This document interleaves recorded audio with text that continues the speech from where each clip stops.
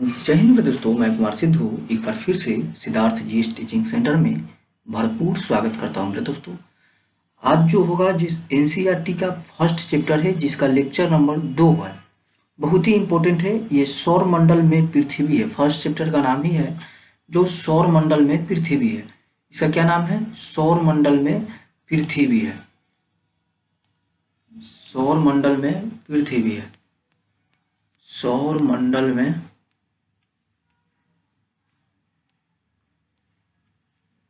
पृथ्वी बहुत ही इम्पोर्टेंट है। यहाँ से क्वेश्चन अक्सर आता है और ये एक बेस है। आपको ये कंप्लीट करने के बाद आपको बेस एक तैयार हो जाएगा, पूरी तरीका से एक बेस तैयार हो जाएगा। तो आज देखेंगे जो सेकेंड चैप्टर में क्या दिया, सेकेंड लेक्चर में कहाँ से पढ़ना है हमें। तो सेकेंड चैप्टर लेक्चर में ये पढ़ना है जो पृथ्वी के बारे में। इससे पहले मैं जस्ट बता चुका हूँ जिसमें ग्रह क्या है, सूर्य क्या है, सौरमंडल क्या है, इस सभी चीज के बारे में मैं डिस्कस कर चुका हूँ। अगर ये वीडियो आप नहीं देखे हैं तो आप जाकर के प्लीज देख सकते हैं। यहाँ से अब स्टार्ट करता हूँ पृथ्वी से स्टार्ट करता हूँ। बहुत ही इम्पोर्टेंट यहाँ से लेक्चर स्टार्ट होने वाली है। पृथ्वी करने हैं। पृथ्वी यहाँ से मैं स्टार्ट करता हूँ। पृथ्वी जो होती है, जो सूर्य से दूरी के हिसाब से पृथ्वी तीसरे नंबर पे आते हैं, ठीक ना। तीसरा ग्रह है। क्या है? तीसरा ग्रह है। आकाश में यह पांचवा सबसे बड़ा ग्रह के रूप में ये जाने जाते हैं और यह ध्रुवों के पास थोड़ी चपटी होती है। ये ध्रुव के पास में थोड़ी चपटी होती है, इसी के कारण इसको भू आब बोला जाता है। क्या बोली जाती है? इसी कारण बस इसका आकार को ही भूआब बोली जाती है। भूआब का शाब्दिक अर्थ ही होती है पृथ्वी के समान आकार। तो भूआब का अर्थ क्या होती है? तो भूआब का अर्थ होती है भूआब। भूआब का अर्थ ही होती है क्या चीज? पृथ्वी के समान आकार। समान आकार यहां से बहुत इंपॉर्टेंट है।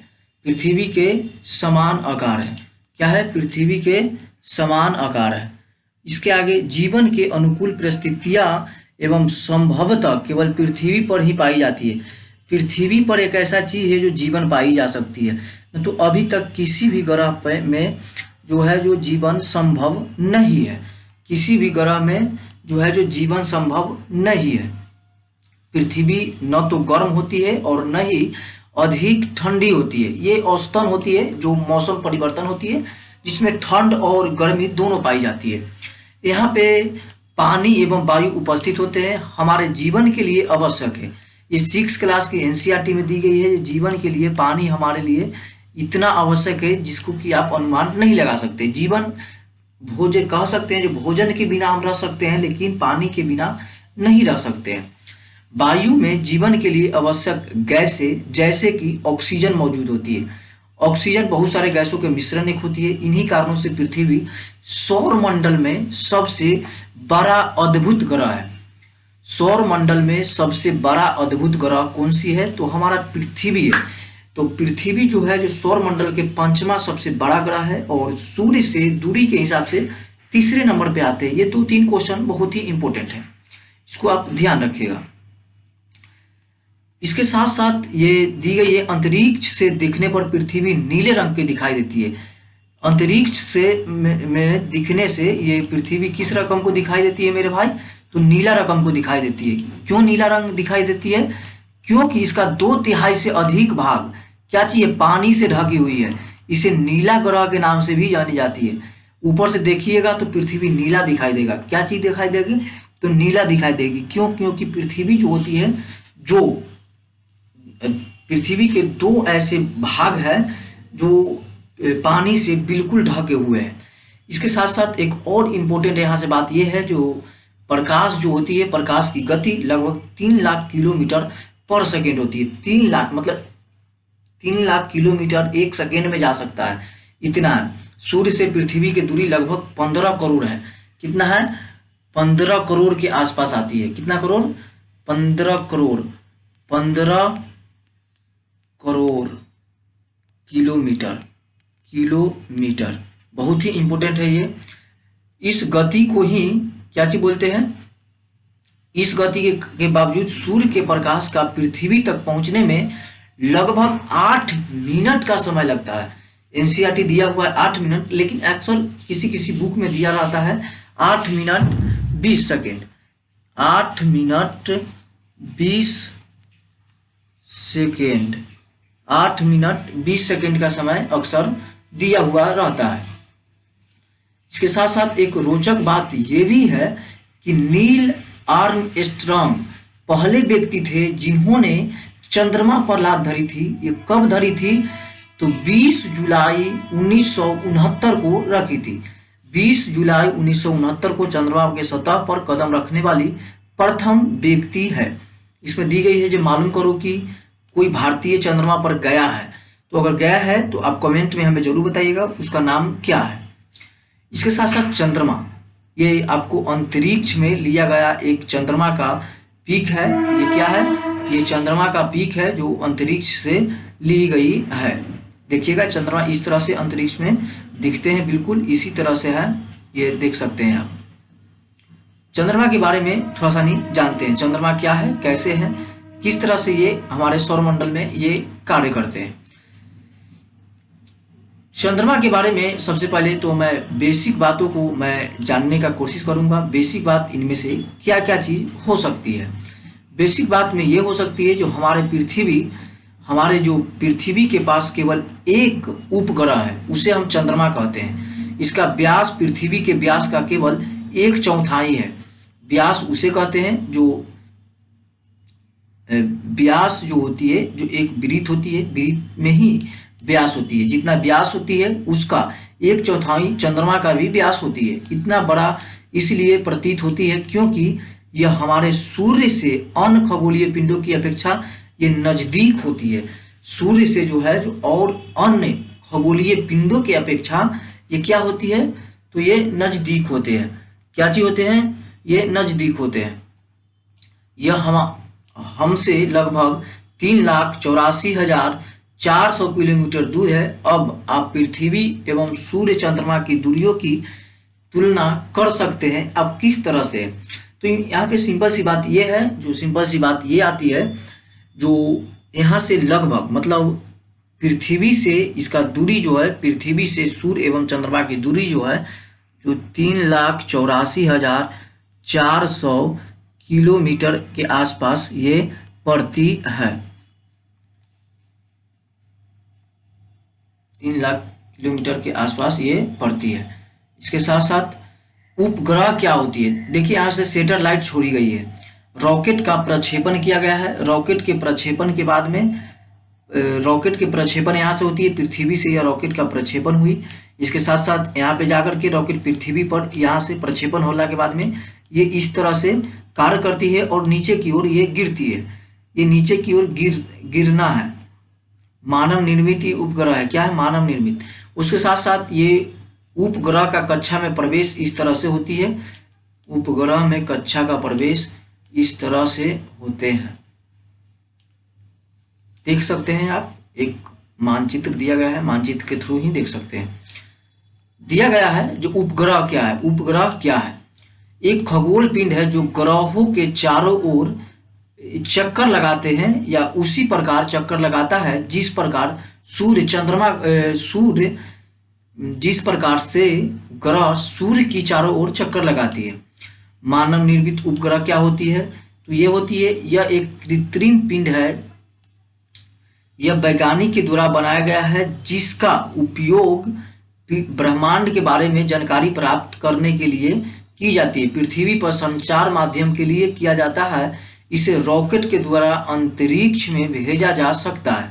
इसको रॉकेट के द्वारा अंतरिक्ष में भेजी जा सकती है एवं पृथ्वी की कक्षा में स्थापित कर लिया जाता है। अंतरिक्ष में उपस्थित कुछ भारतीय उपग्रह इनसेट कहते हैं, IRS भी कहते हैं। उसके साथ साथ इसे क्या कहते हैं? एडुसेट के नाम से जाना जाता है। क्या चीज? एडुसेट के नाम से जानी जाती है।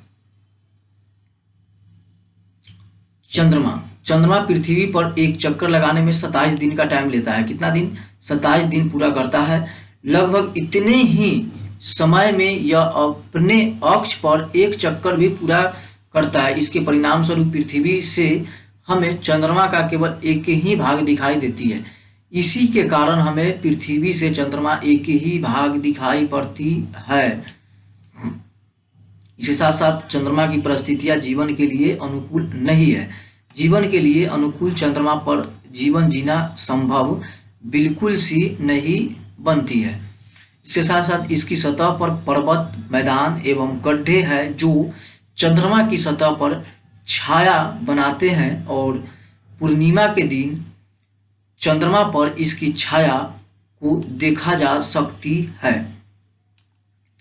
क्षुद्र ग्रह क्या होती है? क्षुद्र ग्रह जो होती है तारों एवं ग्रह एवं उपग्रहों के अतिरिक्त असंख्यक छोटे पिंड को ही सूर्य की चारों ओर चक्कर लगता है। इन पिंडों की क्षुद्र ग्रह कहते हैं। ये मंगल एवं बृहस्पति की कक्षाओं के बीच पाए जाते हैं। इसे वैज्ञानिकों के अनुसार क्षुद्र ग्रह जिसे कि ग्रह के ही भाग होते हैं जो बहुत ही जिसे हम बहुत ही वर्ष पहले विस्फोट के बाद ग्रहों से टूटकर अलग हो चुका था। क्या हुआ था? ये बहुत ही वर्ष पहले ये ग्रहों से टूटकर अलग हो चुका था। उल्का पिंड क्या होता है? उल्का पिंड एक छाया है। सिंपल सी बात ये है। उल्का पिंड क्या है? उल्का पिंड क्या है? उल्का पिंड क्या है? उल्का पिंड क्या है? सूर्य के चारों ओर चक्कर लगाने वाले पत्थरों के छोटे छोटे टुकड़ों को ही उल्का पिंड कही जाती है। सूर्य के चारों ओर चक्कर लगाने वाली छोटी छोटी पत्थरों को ही उल्का पिंड कही जाती है। कभी कभी ये उल्का पिंड पृथ्वी के इतनी नजदीक आ जाती है कि इसकी प्रवृत्ति पृथ्वी पर गिरने की होती है। इसका प्रवृत्ति जो होती है जो पृथ्वी पर गिरने की होती है। इस प्रक्रिया के दौरान वायु के साथ संघर्ष होने के कारण ये गर्म होकर जल जाते हैं। फलस्वरूप चमकदार प्रकाश उत्पन्न होते हैं और कभी कभी कोई उल्का पूरी तरह से जल बिना ही पृथ्वी पर गिर पड़ती है। इसे कारण से गड्ढे नामा संरचना बन जाती है या बहुत सारे गड्ढे हो जाते हैं। सिंपल सी बात यह है, जो अगर ऊपर में जल के विस्फोट हो गया, उल्का पिंड अगर गिरा, उल्का पिंड एक पत्थर है। सिंपल सी बात मानिए, उल्का पिंड एक पत्थर है जो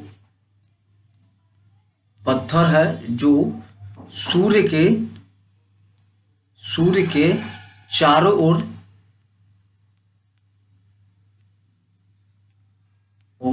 चक्कर लगाती है।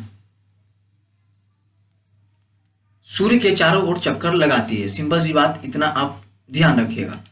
इसके साथ साथ आप देख सकते हैं, क्या आपने तारों वाले खुले आकाश में एक ओर से दूसरी ओर तक फैली चौड़ी सफेद पट्टी की सतह पर एक चमकदार रास्ते को देखा है? ये लाखों तारों का समूह होती है। इसी को आकाशगंगा या यह पट्टी को ही आकाशगंगा के नाम से जानी जाती है। आकाशगंगा को इंग्लिश में मिल्की वे के नाम से जानी जाती है। उजला होती है, ये दूध की आकार की होती है, दूध के समान होती है। इसी कारण से इसके मिल्का वे कही जाती है। हमारा सौरमंडल में इस आकाशगंगा को गंगा का एक भाग है, जिसे प्राचीन भारत में इसकी कल्पना आकाश में प्रकाश की एक बहती नदी से की गई थी। इस प्रकार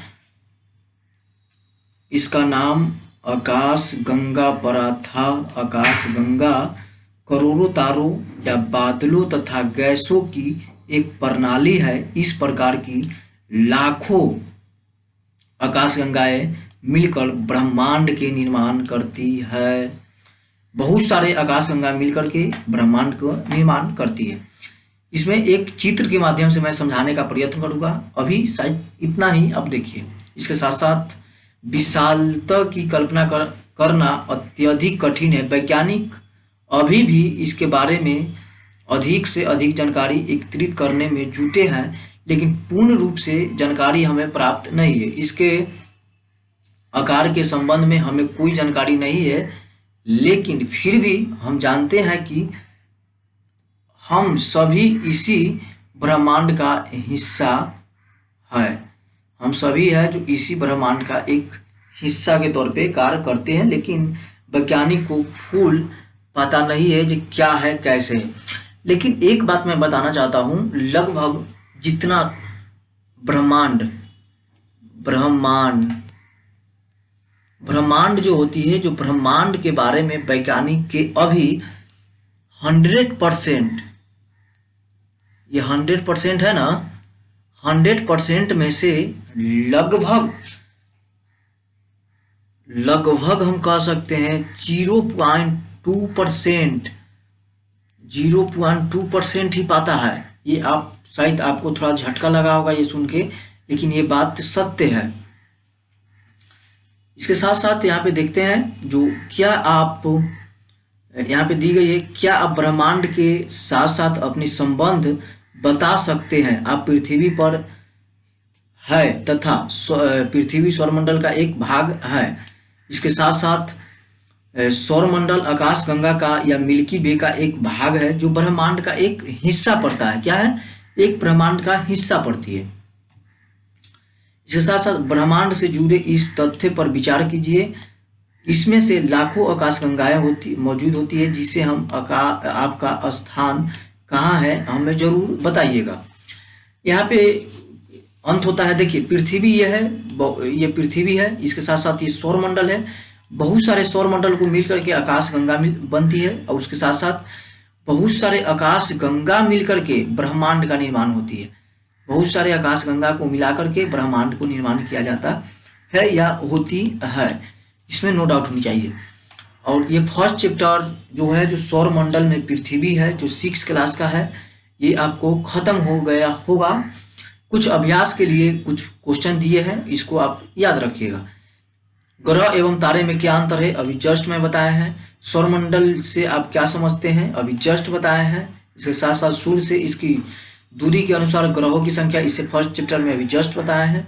पृथ्वी के अद्भुत ग्रह क्यों कहा जाता है, क्योंकि यहाँ पे जीवन संभव होती है, इसीलिए कही जाती है। इसे सभी क्वेश्चन हैं जो आपको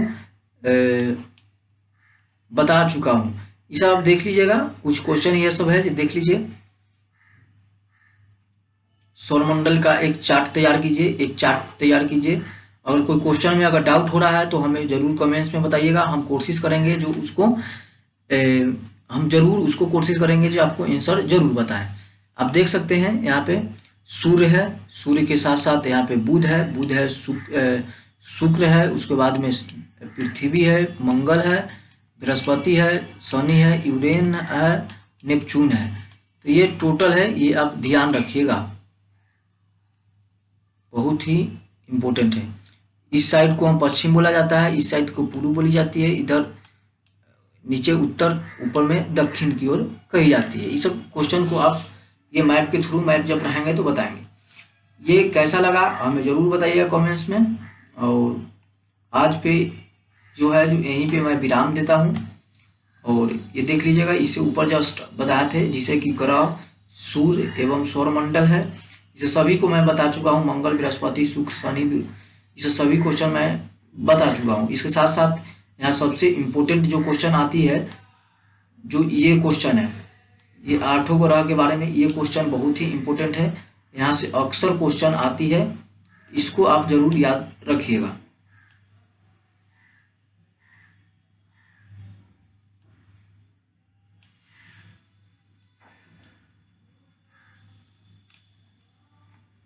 इसको आप जरूर याद रखिएगा।